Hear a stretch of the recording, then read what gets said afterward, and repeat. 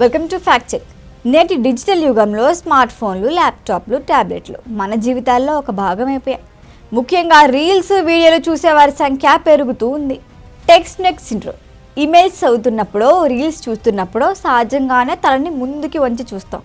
ఈ భంగిమలో మన మెడ కండరాలు, వెన్నుపూస, మన తల బరువుని మొయ్యాల్సి ఉంటుంది. ఇది కాసేపు అయితే పర్లేదు, కానీ రోజులో గంటల తరబడి చేయాలంటే మాత్రం వెన్నుపూసకి వీలు పడదు. టెక్స్ట్ నెక్ సిండ్రోమ్ లక్షణాలు వ్యక్తిని బట్టి మారుతూ ఉంటాయి. మెడ వెనక భాగంలో నొప్పి పట్టేసినట్లు ఉండటం, కదలికలో ఇబ్బందిగా అనిపించవచ్చు. అయితే మెడలోని కండరాలు, నరాలు ఒత్తిడి గురి కావటం వల్ల తలనొప్పి వస్తుంది. మెడ నొప్పి భుజాలకు కూడా వ్యాపించవచ్చు. అయితే భుజాలలో నొప్పి భారంగా ఉండటం లేదా కదలిక కష్టంగా అనిపించవచ్చు. మెడను పైకి, కిందకి లేదా పక్కలకు తిప్పటానికి కష్టంగా ఉండొచ్చు. కొన్నిసార్లు మెడలో క్లిక్ అనే శబ్దం కూడా వినిపించవచ్చు.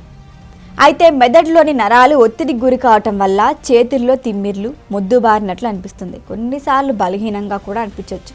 అయితే ఎక్కువసేపు చిన్న స్క్రీన్ చూడటం వల్ల కళ్ళపై ఒత్తిడి పెరిగి కళ్ళు నొప్పిగా ఉండటం లేదా అలసిపోయినట్లు కూడా అనిపించవచ్చు.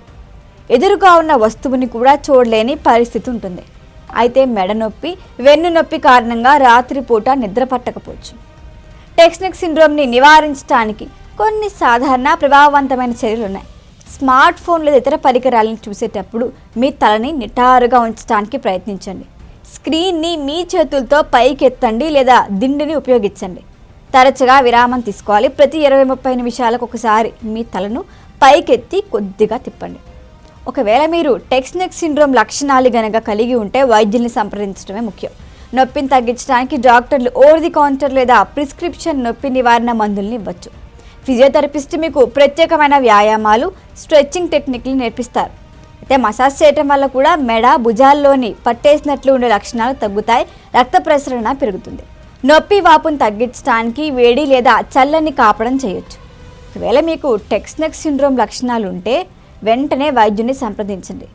ఆరోగ్యం అన్నిటికంటే ముఖ్యమైనది కాబట్టి డిజిటల్ ప్రపంచంలో ఉన్నప్పటికీ మీ శారీరక శ్రేయస్సుని నిర్లక్ష్యం చేయకండి.